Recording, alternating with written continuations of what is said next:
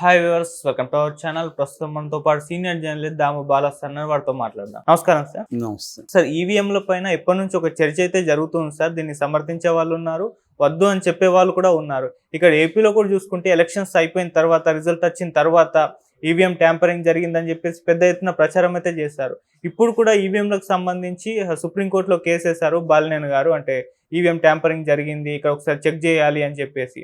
మరి దీని వలన మన ప్రభుత్వానికి ఏమన్నా ఇబ్బంది ఏర్పడే ఛాన్స్ ఉందా? చంద్రబాబు నాయుడు గారికి ఇది ఏమన్నా షాకింగ్ న్యూస్ అనుకోవచ్చా? అయితే ఈ ఈవీఎంల కేసుని మోదీ గారే వెనుకుండి నడిపిస్తున్నారని కూడా ఒక వార్త వినిపిస్తుంది సార్. మరి ఏం జరుగుతుంది సార్ ఈ ఇష్యూలో అసలు? ఈవీఎంలు కేసు మెల్లమెల్లగా చంద్రబాబుకి చుట్టుకుంటుందా అన్న వాదన అయితే తెర మీదకి వస్తుంది. ఎందుకంటే మామూలుగా బిగినింగ్లో వైసీపీ ఆ రోజే ఎలక్షన్ రిజల్ట్ వచ్చిన రోజే జగన్ ఏదో జరిగింది బట్ ఆధారాలు లేవు కాబట్టి నేను చెప్పలేను అన్నట్టుగా మాట్లాడాడు. ఆ తర్వాత నుంచి వాళ్ళు కొంత లెక్కలు తీశారు, ఏ ఊర్లో ఎన్ని ఓట్లు ఎలా పడ్డాయి అనేది. స్ట్రాంగ్ వైసీపీ ఉన్న ఊర్లలో కూడా వైసీపీకి ఓట్లు రాలేదు. చాలా స్ట్రాంగ్గా 100% గెలుస్తారనుకున్న కేతిరెడ్డి వెంకటరామరెడ్డి లాంటి వాళ్ళు కూడా ఓడిపోయారు. ఎక్కడో బయట నుంచి వచ్చిన క్యాండిడేట్ అక్కడ గెలిచి ఆయన ఇప్పుడు ఆరోగ్య శాఖ మంత్రి అయ్యాడు. సో ఇలాగా వాళ్ళు మెల్లమెల్లగా డౌట్లు అనేది పెరిగింది, ఏదో జరిగిందని. ఈ లోపల ఏమైందంటే ఏడీఆర్ అనే అసోసియేషన్ ఫర్ డెమోక్రటిక్ రైట్స్ అనే ఒక సంస్థ, రెండోది VFD ఓట్ ఫర్ డెమోక్రసీ అనే ఈ రెండు సంస్థలు ఈవీఎంల మీద ఎప్పటి నుంచో వాళ్ళు పోరాటం చేస్తున్నారు. ఎన్నికల ముందు కూడా వాళ్ళు సుప్రీంకోర్టుకి ఈ ఏడీఆర్ వెళ్ళింది. అప్పుడు సుప్రీంకోర్టు జస్టిస్ సంజయ్ ఖన్నా, దీపంకర్ దత్తా వీళ్ళిద్దరి బెంచి ఈ కేసును విచారించింది. అప్పుడు ఏం చెప్పిందంటే, మాకు ఇప్పుడు 40 ఏళ్ళ ఎక్స్పీరియన్స్ ఉంది, మేము ఇవన్నీ చూస్తూనే పెరిగాము. గతంలో ఉన్న బ్యాలెట్ దీనికంటే కూడా ఈ పేపర్ బ్యాలెట్ కంటే ఈవీఎంలు ఖచ్చితంగా మంచివి, ఈవీఎంలు అడ్వాన్స్డ్. ఎప్పుడైనా కూడా మిషన్లు పొరపాటు ఉండదు, దాన్ని డీల్ చేసే వాళ్ళ మనుషులదే ఉంటుంది. కాబట్టి ఈవీఎంలు పర్సే తప్పు కాదు, దాన్ని ఎలా వీళ్ళు మేనేజ్ చేస్తున్నారు అనేది చర్చ అని కూడా వాళ్ళు చెప్పారు. అయితే ఇక్కడ ఏంటంటే ఈవీఎంలు ప్రధానంగా వీళ్ళ ఆర్గ్యుమెంట్, ఈ ఏడీఆర్ కానీ ఈ VFD కానీ ఆర్గ్యుమెంట్ ఏంటంటే, ఈవీఎంలతో ప్రాబ్లం అంటే మనం వేసే ఓటు ఎవరికి వేసామో మనకి తెలియదు. ఎందుకంటే 7 సెకండ్లు మాత్రమే ఈ VVPAT కనిపిస్తుంది. VVPAT అంటే voter verifiable paper audit trial, VVPAT అంటారు దాన్ని. ఇది 7 సెకండ్లు కనబడుతుంది. 7 సెకండ్లలో ఒక్కోసారి అర్థం కాదు, ముఖ్యంగా రూరల్ ఓటర్స్కి అది తెలియదు కూడా. 7 సెకండ్లో అది వెళ్ళింది అనేది కూడా వీళ్ళకి తెలియకపోవచ్చు. అంటే తన ఓటు నేను అనుకున్న వ్యక్తికి వేసానా లేదా కూడా అతనికి క్లారిటీ లేకుండా పోయే పరిస్థితి ఉంది. అట్లాగే వీటి చెకింగ్ VVPATలని ర్యాండమ్గా చెక్ చేస్తూ ఉన్నారు. అట్లా కాకుండా 100% VVPATని చెక్ చేయాలి. మనం ఎవరికి ఓటు వేసింది ఈవీఎం, దాన్ని VVPAT కరెక్ట్గా 2 సింక్ అవుతున్నాయా లేదా అనేది చేయాలంటే అది సాధ్యం కాదు ఫిజికల్గానే తేల్చేసింది ఈసీ. సో ఈసీని అది కూడా ఒక రాజ్యాంగబద్ధమైన బాడీ కాబట్టి మేము దాన్ని ఆదేశించలేమని సుప్రీంకోర్టు గతంలో చెప్పేసింది. సో ఈ కాంటెక్స్లో ఇప్పుడు సుప్రీంకోర్టులో ఆల్రెడీ కొన్ని కేసులు పెండింగ్లో ఉన్నాయి. ఇప్పుడు బాలినేని శ్రీనివాసరెడ్డి ఆల్రెడీ హైకోర్టులో కేసు వేశాడు, కానీ హైకోర్టులో ఆయనకి న్యాయం జరగలేదు. వాళ్ళు ఏం చెప్పారంటే, మామూలుగా అయితే సుప్రీంకోర్టు 45 రోజుల వరకు VVPATలని ఉంచాలి అని చెప్తే, ఆంధ్రప్రదేశ్లో 20 రోజులకే దాన్ని కాల్చేసామని ఈసీ చెప్పింది. అట్లాగే దీన్ని కంప్లీట్గా రీవెరిఫికేషన్ చేయమని కోర్టు చెప్తే, వీళ్ళు రీవెరిఫికేషన్ చేయకుండా మాక్ పోలింగ్ చేశామని వీళ్ళు చేతులు దురుపుకున్నారు ఆంధ్రప్రదేశ్లో. అట్లాగే ఓటు వేసిన నాటికి, కౌంటింగ్ నాటికి దాంట్లో ఈవీఎంల మిషన్లో 90% పైన ఛార్జింగ్ అలాగే ఉంది అన్న విమర్శలు కూడా వచ్చాయి. ఈవీఎంలని మ్యానిపులేట్ చేశాడు చంద్రబాబు, అందుకనే గెలవగలిగాడు. 40% ఓట్లు వచ్చిన జగన్కి 11 సీట్లు రావడం ఏంటి అన్న ఒక చర్చ అయితే నడుస్తుంది. దీనికి ఇప్పుడు బాలినేని శ్రీనివాసరెడ్డి సుప్రీంకోర్టులో వేశాడు.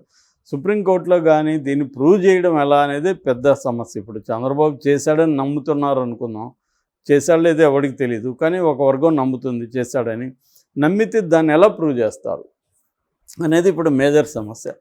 అది ప్రూవ్ చేయగలిగితే చంద్రబాబుకి ఇబ్బందులు ఉండొచ్చు. కానీ ఈవీఎంల కేసు మెల్లమెల్లగా చంద్రబాబుకి యాంటీగా పెరుగుతూ పోతున్నట్టు కనపడుతుంది. ఎందుకంటే ఈ ఓట్ ఫర్ డెమోక్రసీ కూడా ఆంధ్రప్రదేశ్లోనే ఎక్కువ జరిగింది, తర్వాత ఒరిస్సాలో జరిగిందనేది చెప్తుంది. సో వీళ్ళు బాగా ఎక్స్పీరియన్స్డ్ బ్యాచ్ ఆల్రెడీ ఈ ఎలక్షన్ ప్రాసెస్కి సంబంధించి అనుభవం ఉన్న సంస్థలు ఈ రెండు కూడా, ఏడీఆర్ కానీ విఎఫ్డి కానీ. మళ్ళీ ఈ రెండు కొట్లాడుతున్నాయి. ఇప్పుడు బాలినేని శ్రీనివాసరెడ్డి కూడా వెళ్తున్నాడు. అంటే దీని వెనక మోడీ ఉన్నాడనే ఒక వాదన ఇప్పుడు వినిపిస్తుంది. ఎందుకంటే మోడీ ఉండడం ఏంటి, మోడీ గవర్నమెంటే కదా ఉండేది ఇక్కడ కానీ అక్కడ కానీ, డబుల్ ఇంజన్ సర్కార్ ఉంది. మోడీ చంద్రబాబుకి వ్యతిరేకంగా ఎందుకు పనిచేస్తాడు అన్న ప్రశ్నలు వచ్చినప్పుడు దానికి ఆన్సర్ ఏం చెప్తున్నారంటే చంద్రబాబు మీద డిపెండ్ అయ్యి మోడీ ప్రభుత్వం ఉంది ప్రధానంగా. ఎందుకంటే ఇక్కడ చంద్రబాబు 16 ఉన్నాయి, అన్నీ కలుపుకుంటే 21 ఎంపీలు ఆంధ్రప్రదేశ్లో ఉన్నారు. ఈ 21 ఎంపీలు కీలకం మోడీ ప్రభుత్వానికి. నితీష్ కుమార్ నమ్మకమైన స్నేహితుడు కాదు, ఎందుకంటే ఆయన ఇప్పటికీ 5 సార్లు అటు ఇటు జంప్ అయ్యాడు. ఇప్పుడు మళ్ళీ అక్కడ స్టేట్ ఎన్నికలు వస్తున్నాయి కాబట్టి మళ్ళీ ఇండియా కూటమి వైపు జంప్ అయ్యే అవకాశాలు ఉన్నాయి. ఆల్రెడీ కొన్ని సిగ్నల్స్ ఆయన తేజస్వి యాదవ్ని కలవడం, పోగొట్టడం ఇలాంటివి చూస్తుంటే మళ్ళీ అటువైపు వెళ్ళడానికి గ్యారంటీ కూడా లేదు. సో ఈ కాంటెక్స్ట్లో చంద్రబాబు మీద డిపెండ్ అయ్యి మోడీ పరిపాలించాల్సిన అవసరం ఉంది. ఆల్రెడీ వాళ్ళు కొన్ని రకాల బిల్లుల్ని పాస్ చేయించాలి అనేది గతంలో ఉన్నాయి, వాళ్ళకి అజెండా ఉంది. అందుకనే వాళ్ళు 400 సీట్లకి టార్గెట్ చేశారు. అసలు రాజ్యాంగానే మార్చాలన్న ఆలోచనలు కూడా ఉంది. సెక్యులర్ అనే పదం తీసేయడం ఇలాంటివి ఉన్నాయి. ఆల్రెడీ కొన్ని రకాల ముఖ్యంగా యాంటీ ముస్లిం బిల్లులు కొన్ని పెండింగ్లో ఉన్నాయి.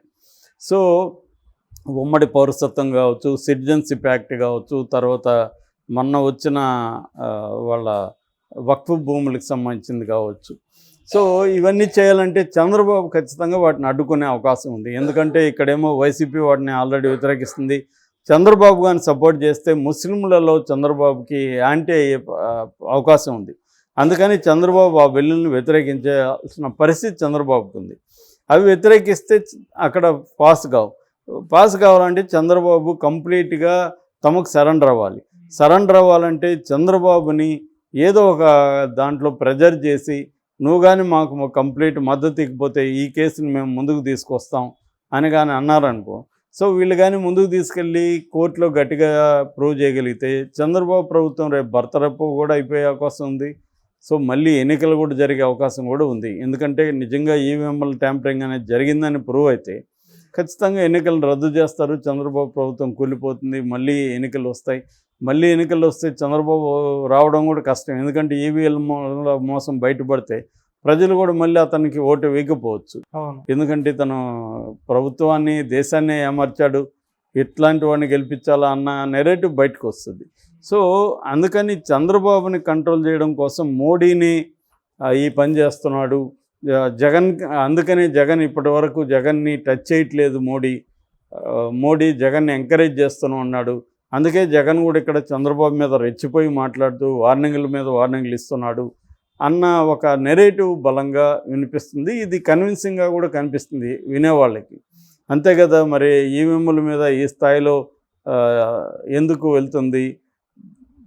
మోడీ అనుకుంటే ఆపగలడు కదా. ఎందుకంటే మోడీ జగన్ని కంట్రోల్ చేయాలంటే మోడీకి పెద్ద విషయం కాదు. బాలినేని ఈ స్థాయిలో వేస్తానంటే మోడీ ఎందుకు ఆపట్లేదు అనేది ప్రధానమైన ప్రశ్న. సో అట్లాగే జగన్ విపరీతంగా రెచ్చిపోతుంటే మోడీ ఎందుకు కంట్రోల్ చేయలేదు? ఎందుకు సిబిఐ ఈడీ కేసులు ఒక అంగుళం కూడా ముందుకు కదలలేదు ఈ 3 నెలల్లో కూడా? హైకోర్టు ఇక్కడ పదే చెప్తున్నా కూడా డైలీ విచారణ జరపమని ఎందుకు సిబిఐ ఈడీ ఇంట్రెస్ట్ తీసుకొని చేయట్లేదు?